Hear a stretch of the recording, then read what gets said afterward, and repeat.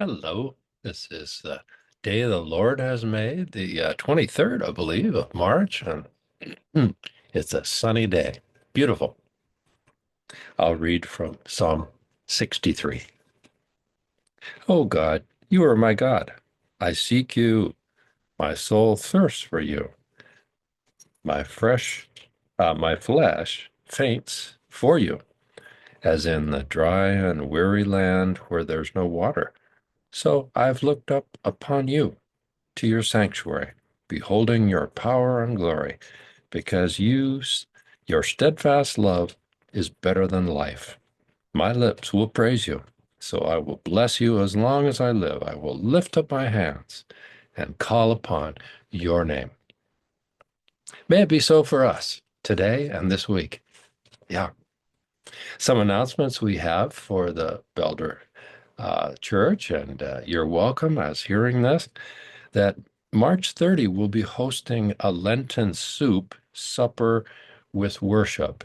It's towards evening. It's at 5 o'clock, March 30 again. And so you're welcome.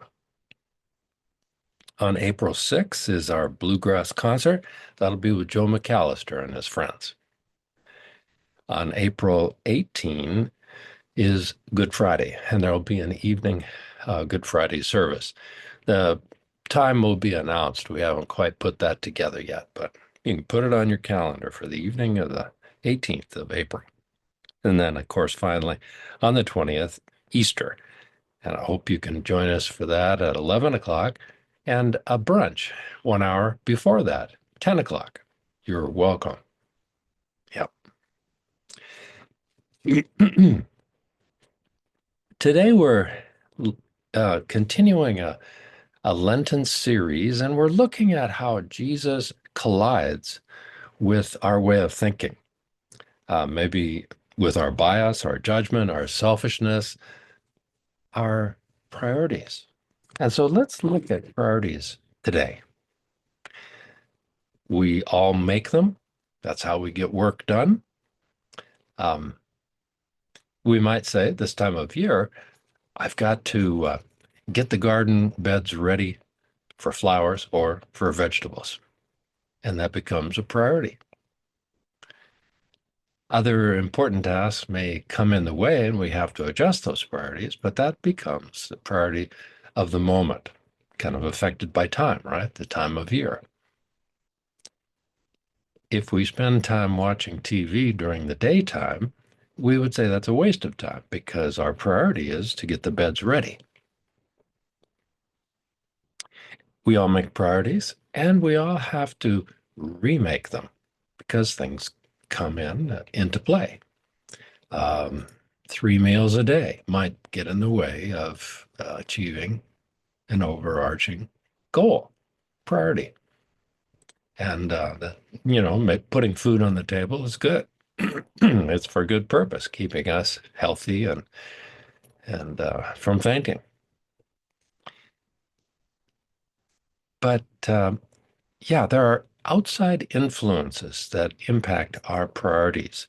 We'd like to think that we're independent. I set my own priorities. Uh, let's talk about your family. Let's talk about your workplace. Let's talk about your community. Let's talk about the weather. All those things affect our priorities. We've gotten used to setting and resetting them. It's no big deal. And when we reset them, it's no harm, no foul. We know that things come and go.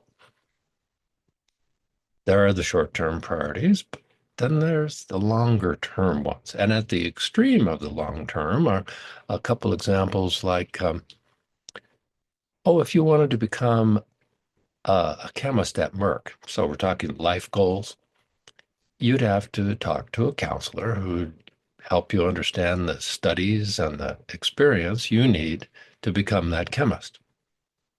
If you were to take a semester off and go to Hawaii, people would wonder if you'd given up on your priority. And if you hadn't given up, but you didn't have a good reason, they'd say you're wasting your time. That's the thing about priorities. They require focus. And the second one that I'll bring to that longer term, already setting, is to follow the way of the Lord. That certainly takes focus. We have to be on the alert every moment. Yeah. Well, we're going to get to our um, reading now. So this is coming out of Luke 14, or 15 rather, excuse me. And it includes three parables. Hear the word of the Lord.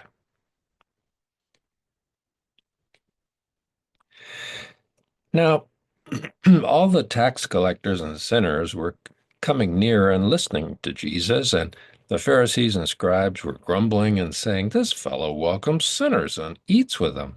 So he told them this parable. Which of you, having 100 sheep and losing one, won't leave the 99 and go into the wilderness searching for it? And when he comes home and finds with the sheep, he calls together his friends and neighbors. Rejoice with me. I have found my sheep that was lost. Just so, I tell you, there will be more joy in heaven over one sinner who repents than over 99 righteous persons who need no repentance. Next parable. Or, what woman, having 10 silver coins, if she loses one of them, does not light a lamp, sweep the house, search carefully until she finds it? When she has found it, she calls together her friends and neighbors, saying, Rejoice with me, for I have found the coin that was lost. Just so, I tell you, there is joy in the presence of the angels of heaven over one sinner who repents. Third parable.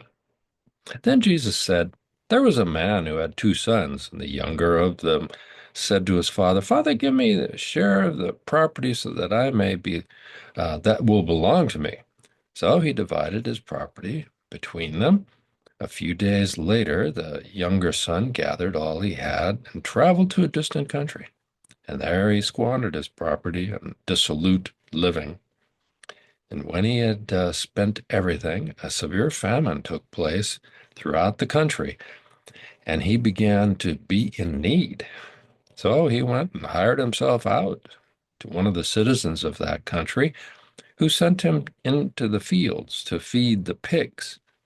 He would gladly have filled himself with the pods that the pigs were eating, and no one gave him anything.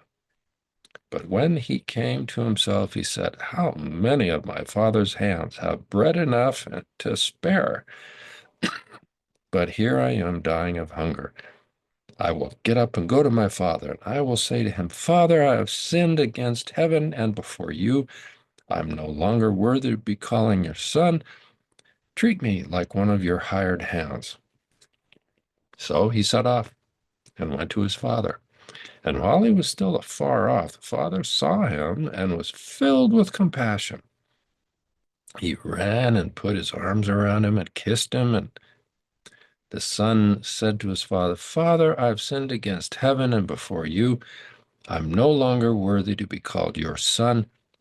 But the father said to his slaves, Quickly, bring out a robe, the best one, and put it on him. Put a ring on his finger and sandals on his feet, and get the fatted calf and kill it, and let us eat and celebrate. For this son of mine was dead and is alive.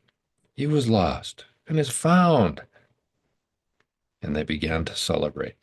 Now, his elder brother was in the field, and when he came and approached the house, he heard music and dancing. He called out to one of the slaves and asked what was going on. And he replied, Your brother has come. Your father has killed the fatted calf because he got him back safe and sound. And then he became angry and refused to go in. His father came out and pled with him. But he answered his father, Listen, for all these years I have been working like a slave for you, and I have never disobeyed your commandment. Yet you have never given me even a young goat that I may celebrate with my friends. But when this son of yours comes back, who has devoured your property with prostitutes and killed a fatted calf for him, then father said to him, Son, you are always with me, and all that is mine is yours. But we had to celebrate to rejoice because this brother of yours was dead and has come back to life. He was lost and has been found. A reading of three parables.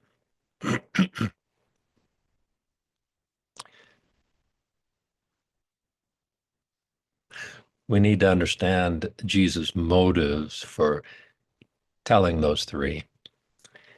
Uh, the people, the Pharisees were criticizing him for hanging out with sinners, the tax collectors, and he was explaining himself why he was hanging out with them. He was glad that he was hoping to save them from themselves.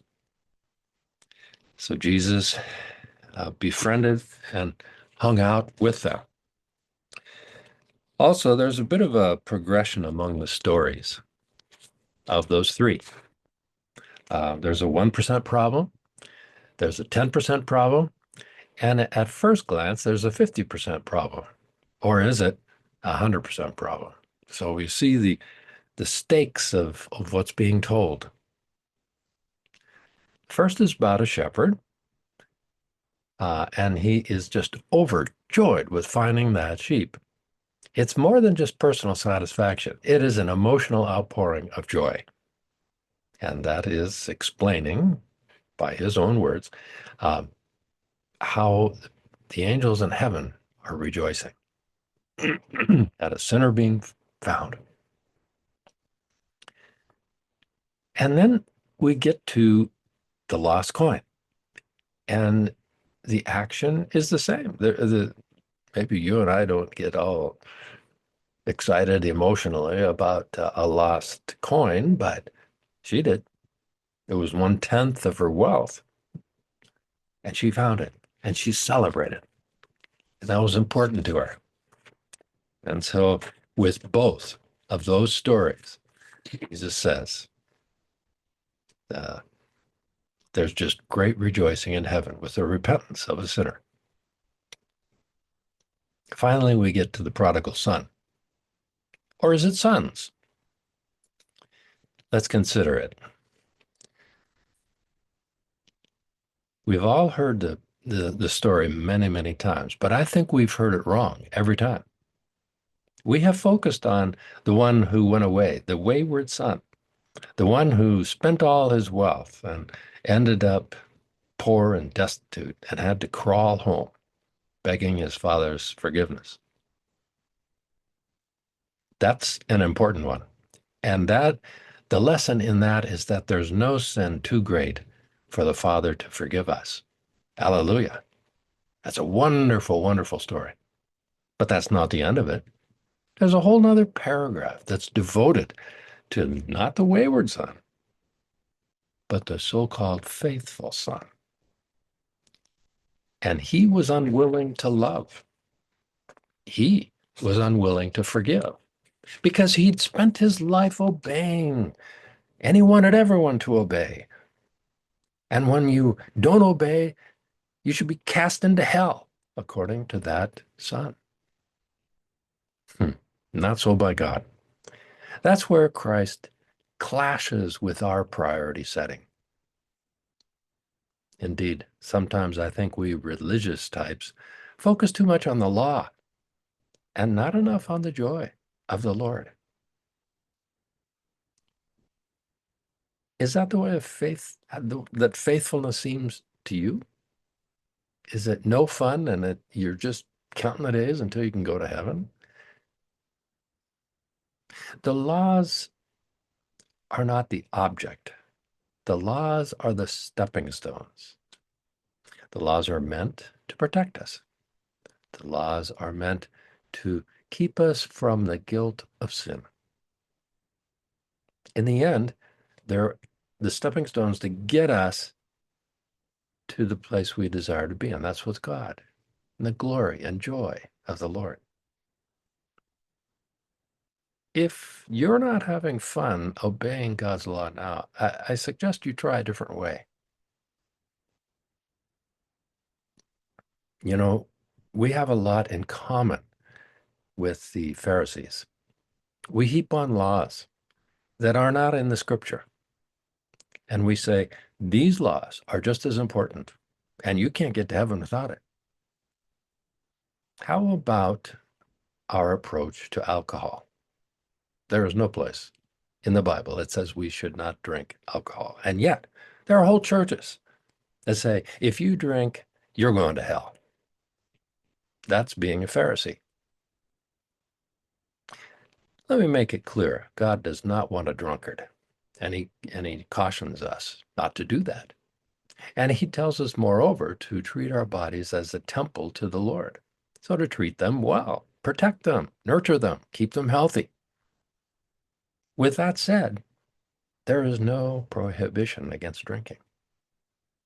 And so as we say that is the way to heaven, we're like the Pharisees. We have a lot in common with them. And therefore, we need to hear the second part of this parable as if we've never heard it before. The second so-called faithful son would not love. The second so-called faithful son was angry when God forgave the sinner. He resented not having parties. He sniveled about that. He was the one who perhaps said as much as, I wish I could have had parties and been with prostitutes and then gotten saved. Is that the way you look at it? The question is in this parable is whether we're thankful for and value our lives in Jesus Christ. Do we love in our hearts and seek to save the lost? Is the good news really good for us? Do we understand the true nature of God's commands, that they're stepping stones? They're not the objective. They're meant to protect us. God blesses us as we willingly see other people as ourselves in God's image. No one is below the opportunity for salvation. May our joy be great as we see and learn about sinners that get saved, and our emotional outpouring of joy may be there for them. And may we feel free to associate with known sinners so that we can bring them light. Oh, I think there's many churches that would never associate with sinners, just like those Pharisees. Jesus was bringing the light. We can bring the light if we're strong enough. If you're not strong enough, then don't go there. Absolutely. But don't judge those that do, because they're bringing light and hope to a fallen world. May God's collisions with our heart, our priority settings, our biases, be helpful as we welcome the sinner and have joy as God does for the saved. God bless. We'll look forward to seeing you again next week. Bye-bye.